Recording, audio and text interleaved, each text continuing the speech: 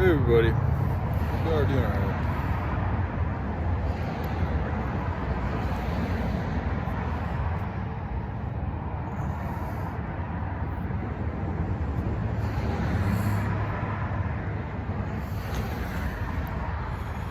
So, this video is, it's for joy.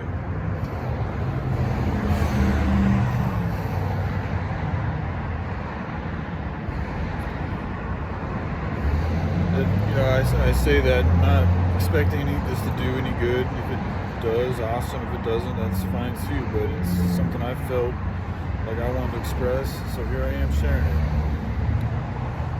it. First of all, when Smokey passed, that was, it was probably close to 15 years ago, and it really hurt me for. I went to work that day. He was taken to the vet to get euthanized, and I was crying and just devastated. And I think it lingered for a while longer, for a few days. At the time, I was using pills and stuff to, quell my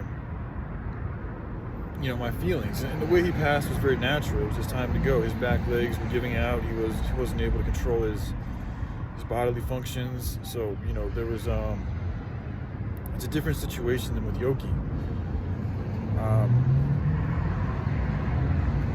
But with death, for me, it's the transfer of energy. I don't think things just manifest into existence and then just poof, they're gone and they're gone forever. I think everything carries on, and it carries on in the way that it carried on in life. So, from my experience in observing, Joy Okama and the situation at the household, and Yoki, for the most part, up until recently with the new location, she looked very happy, she looked content, she looked loved, she looked taken care of as well, as you guys were able to take care of her. Recently with the house, you tried to do what you could. You got the stroller. You were outside all the time. You did what you could. You did what you could. And then when that wasn't enough, when you saw that, the whatever ability you had wasn't really, really making her happy, I feel like you did what you felt was right in your heart. And Yoki, she did what was right in her heart. Dogs, they know how to find their way home if they really want to. And home is where the heart is. So Yoki, I feel she listened to her heart. She has a wildness to her that's very akin to, from what I observed, wild animals. We label dogs, but there's so many different breeds of dogs, man, and the way that they're raised, and then the people that they're raised with, she's not one to be caged or locked down in a suburban household or environment, and I, as one, being a warrior and shit, I see a warrior spirit in her, and being a warrior, one of the ways you want to go out, you don't want to go out in a quiet death, man. Like the Vikings and shit, going out in Valhalla, going out in glory or in battle, or, going after what you love, there's a beauty to that. There's a beauty to that. I think maybe that's perhaps the way she went out.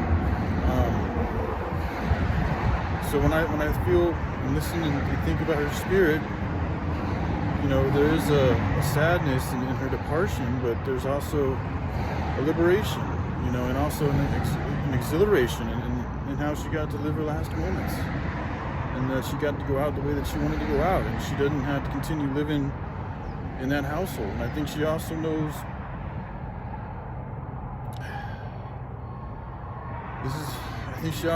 that, the relationship with her there and all three of you guys, it was holding something together that maybe wasn't as beautiful and healthy as it could be. And Yoki kind of knew that her being there was keeping you guys together.